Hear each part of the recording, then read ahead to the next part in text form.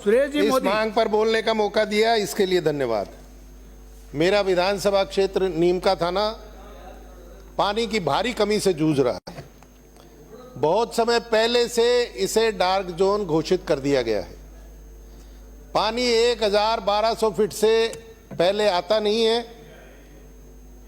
बहुत सारे बोर सूखे निकलते हैं और जो पानी आता है वो पीने के योग्य नहीं होता, उसमें फ्लोराइड की मात्रा बहुत ज़्यादा होती है। मजबूरी में उसे जनता को पीना पड़ता है। अधिकांश हैंडपंप पूरी तरह से नकारा हो चुके हैं। जल जीवन का मिशन का काम शुरू हुआ तो लोगों को एक आस बंधी कि शायद अब पीने के पानी की कमी से छुटकारा मिलेगा, परंतु जल जीवन मिशन के तहत हो रहे कार्यों को देखकर वह भी टूटने लगी है। एक भी पंचायत मंत्री महोदय ऐसी नहीं है जिसमें जल जीवन मिशन का काम पूरा हो गया हो। कहीं पाइपलाइन टूट गई, डल गई है, कहीं टंकी बन गई है, कहीं पे बोर खुद गया है, लेकिन पूरा काम किसी भी पंचायत में नहीं हुआ है। एक काम सब पंचायतों में जरूर हो गया कि जो सड़कें बनी हुई थी, जो ब्लॉक लगे हुए थे, वो जरूर जल जीवन मिशन की काम करने वाली एजेंसी ने उनको तोड़ दिया और उनको वापस मरम्मत नहीं किया। एक जो सूखे बोर निकल गए हैं, ड्राई चले गए हैं, उनके एवज में कोई इसमें योजना में कोई प्रावधान नहीं है कि उनकी जगह दूसरे बोर लगाए जाएं। अभी तक हमारे इलाके में दूसरे बोर नहीं लगे। एक बड़ी समस्या इसमें रख रखाव की भी है। लगाए गए पाइप टूट रहे हैं, मोटरें जल रही हैं, स्टार्टर तो बहुत ही खराब क्वालिटी के लगाए जा रहे हैं जो रोज खराब हो रहे हैं। आगे जाकर ये योजना भगवान भरोसे ही चलेगी, इन कर्मचारियों के भरोसे नहीं चलेगी। आज पीने के पानी की यही स्थिति है कि शहर में व गांव में लोग बहुत परेशान हैं। महिलाएं दूर दूर से सिर पर पीने का पानी लेकर आती हैं। चालू बोरिंग में हैंडपंपों की मरम्मत नहीं हो रही है, न तो सामान है और न कर्मचारी हैं। लोग परेशान होकर टैंकर से पानी डलवाते हैं। पानी घरों में कई कई दिन से आता है। एक योजना सोलर ट्यूबवेल की ग्रामीण क्षेत्र के लिए बहुत उपयोगी है। पिछली बार सरकार ने 10-10 सोलर के ट्यूबवेल दिए थे, वो बहुत उपयोगी रहे। मेरा आपसे निवेदन है कि आप सभी विधानसभाओं में जहां पानी की कमी है, ग्रामीण क्षेत्र में सोलर के 10-10 ट्यूबवेल जरूर दें। कुंभाराम लिफ्ट परियोजना बनी,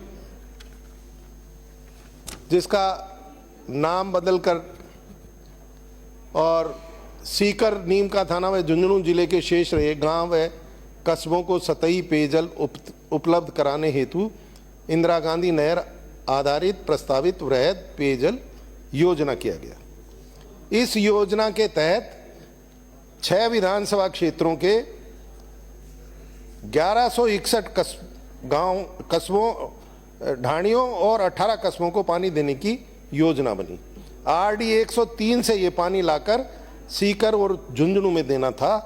ऐसी महत्वपूर्ण समस्या का इस बजट में कहीं जिक्र भी नहीं किया गया। कोई 1 रुपया भी इस योजना के लिए नहीं दिया गया, जिस योजना का काम बड़े स्तर पे पूरा हो चुका है। सारी राज्य स्तरीय योजना स्वीकृति की 37वीं बैठक में इसका अप्रूवल हो चुका है। आपके पिछले बजट में भी आपने 7,583 करोड़ रुपए की इस योजना पर मोहर लगाकर ये स्वीकृति दे दी थी कि ये योजना लोगों को आस बंधी थी कि अब आपके कार्यकाल में जरूर पूरी होगी। RWSSC को कार्यकारी एजेंसी भी नामित किया जा चुका है। स्टेट का और सेंटर का कितना शेयर रहेगा ये सब भी तय हो चुका था, लेकिन इसके बावजूद इस योजना का नाम बजट में नहीं लिए जाने से लोगों में ये आशंका पैदा हो रही है कि आप इस योजना के लिए गंभीर हैं या नहीं हैं। कृपया मंत्री जी जब जवाब दें तो ये बताएं सदन को कि इस योजना का कार्य की क्या स्थिति है, कब तक ये पूरा होगा, कब तक धरातल पे आएगा और कब तक इन क्षेत्रों से लाभान्वित होने वाली जनता को इसका पानी मिलेगा। पानी, मुझे डर है कि जो 521 MLD पानी प्रस्तावित है वो कहीं जैसे कि पिछली बार यमुना के पानी के लिए वहाँ के मुख्यमंत्री जी ने कह दिया कि कोई पानी वानी नहीं दिया जाने वाला है, वैसे ही कोई कहानी इसके साथ नहीं हो जाए और हमारा ये जो पानी का हिस्सा है हमारी लापरवाही, हमारी देरी की वजह से कहीं वो हिस्सा पानी का और नहीं हमसे छूट जाए। आपने लोकसभा चुनावों से पहले यमुना जल का एक झुंझुना जनता को फेंका और 17 फरवरी को आपने हरियाणा के मुख्यमंत्री जी खट्टर जी और भजनलाल जी और केंद्रीय जल शक्ति मंत्री जी के बीच में एक समझौता किया और आपने घोषणा की कि 4 महीने में डीपीआर तैयार होकर इसका काम शुरू हो जाएगा। अब हुआ क्या कि इस समझौते की जो असलियत थी वो खट्टर साहब ने 10 दिन में ही अपनी विधानसभा हरियाणा में जाहिर कर दी। उन्होंने स्पष्ट रूप से यह कहा कि हम कोई पानी वानी राजस्थान को नहीं देंगे। जो अतिवृष्टि का पानी है, जो बाढ़ का पानी है, वो 15-20 दिन तक अतिरिक्त रहेगा हमारे पास, जो हमारे काबू में नहीं रहेगा वो पानी हम राजस्थान को देंगे और उसमें से भी हम 25% पानी स्वयं रखेंगे और बाकी का पानी देंगे और अंडरग्राउंड पाइपलाइन के जरिए ये पानी राजस्थान को दिया जाएगा। मेरा आपसे निवेदन है कि 17 फरवरी को, आज मार्च शुरू हो गई, 24 की जगह 25, 1 साल से ऊपर हो गया। इस योजना का क्या हो रहा है? इसकी डीपीआर बन रही है कि नहीं बन रही है? अगर बन रही है तो कौन सी एजेंसी है जो इस डीपीआर को बना रही है? कृपया सदन के पटल पे रखें। आपने समझौता तो आज तक सदन में नहीं रखा कि आपने क्या समझौता किया यमुना का, लेकिन कम से कम मेहरबानी करके इतना तो बता दीजिए कि फला एजेंसी इसकी डीपीआर तैयार कर रही है और इतने दिन में इसकी डीपीआर तैयार हो जाएगी और इतने दिन में वो जो भी कुछ पानी मिलने वाला है, भले ही से वो 1 क्यूसेक है चाहे 1000 क्यूसेक है, वो पानी कब तक राजस्थान की जनता को मिलेगा। मेरा आपके माध्यम से सरकार से निवेदन है कि मेरे विधानसभा क्षेत्र में 10 बांध ऐसे हैं जो आज तक नीमका थाना की जनता को पानी पिलाने का काम करते आए। बने हुए बांध हैं। अगर इन बांधों में आप पाइप के जरिए पानी डालने की लाने की बात कर रहे हो तो इन बांधों में डाल दिया जाए, जिससे कि जो भी बाढ़ का पानी है वो इन बांधों में आ जाएगा। तो इससे हमारे यहाँ का जल स्तर बढ़ेगा और सिंचाई के लिए भी अगर उपलब्धता होगी, जितना पानी आएगा तो वो उसके भी काम में लिया जा सकेगा। मैं मंत्री जी आपको इन बांधों के नाम रिकॉर्ड में देना चाहता हूँ।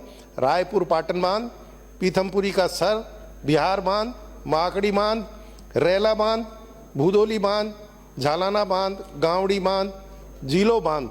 इन बांधों में आप यमुना का पानी लाते हैं तो इनमें पाइप के जरिए डलवाइए, जिससे आपका खर्चा भी कम लगेगा और लोगों को, जनता को सुविधा भी मिलेगी।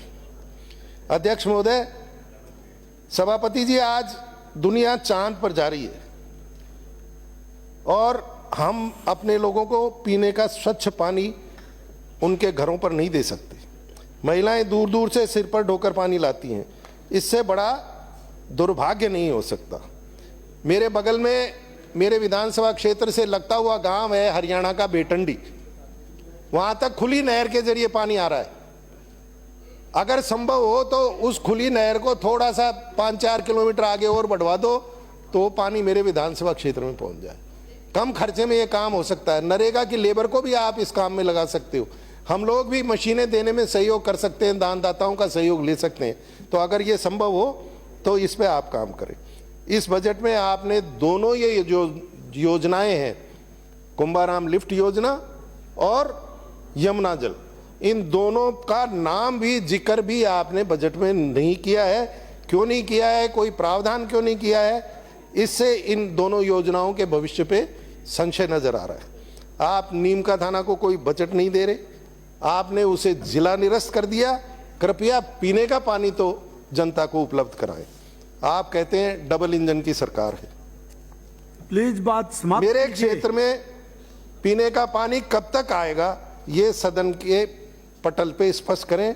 आप राइजिंग राजस्थान जैसे आयोजन कर रहे हैं, लोगों को रोजगार देने की बात कर रहे हैं। आप किसान को नहर का पानी दे दें, आपको रोजगार की समस्या अपने आप खत्म हो जाएगी। किसानी को फायदे का सौदा कर दें। बहुत सी समस्याओं से हमें छुटकारा मिल जाएगा। मेरा निवेदन है मंत्री जी, आप इन दोनों योजनाओं के बारे में जवाब में अपने जरूर स्पष्ट करें। धन्यवाद।